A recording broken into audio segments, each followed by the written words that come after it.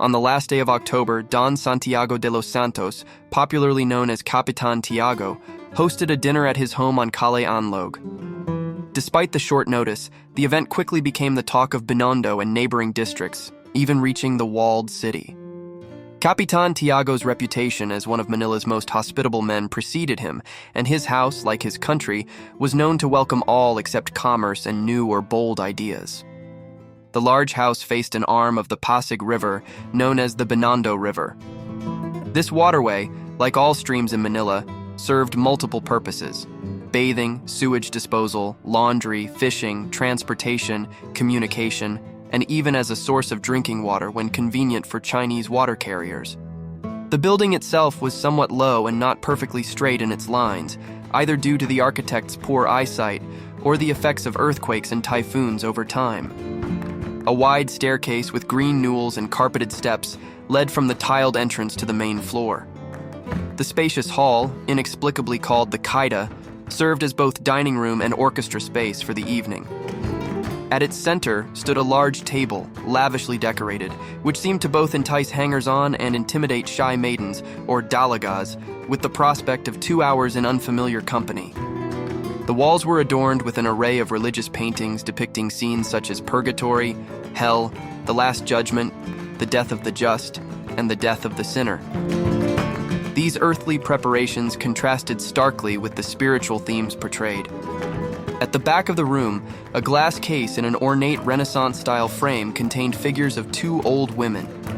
The inscription read, "Our Lady of Peace and Prosperous Voyages," who is worshipped in Antipolo, visiting in the disguise of a beggar the holy and renowned Capitana Inez during her sickness.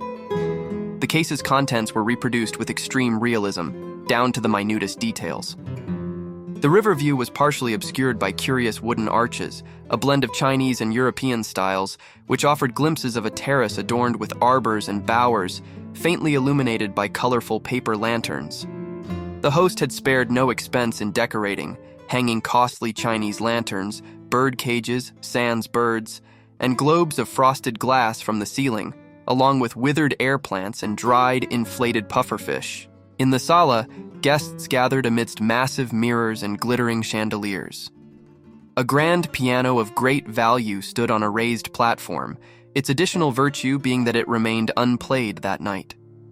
An oil painting of a handsome man in full dress hung on the wall, emanating an air of dignity and self-importance.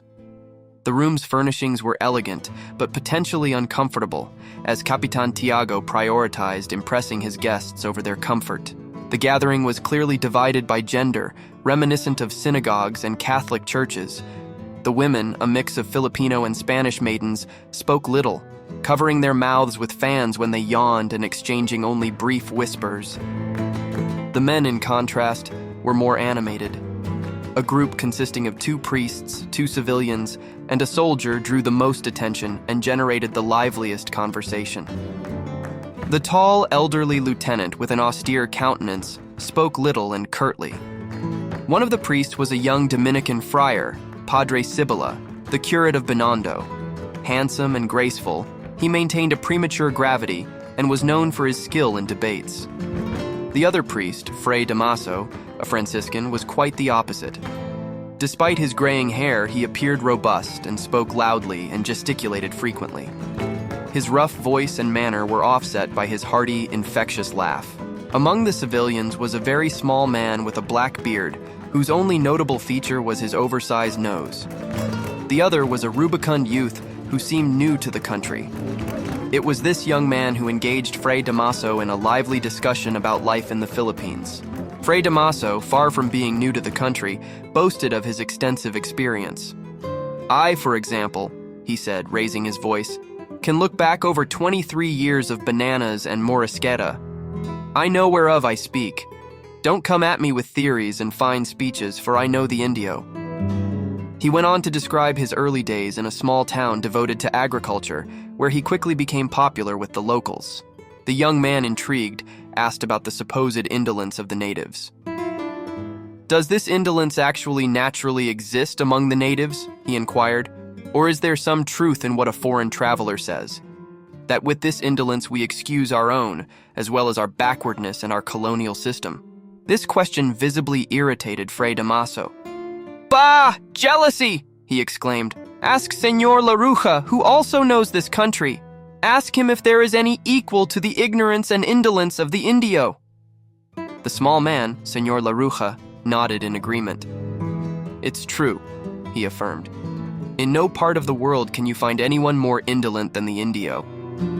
The conversation grew heated when it turned to religious matters. Fray Damaso, growing increasingly agitated, exclaimed, "Either religion is a fact or it is not.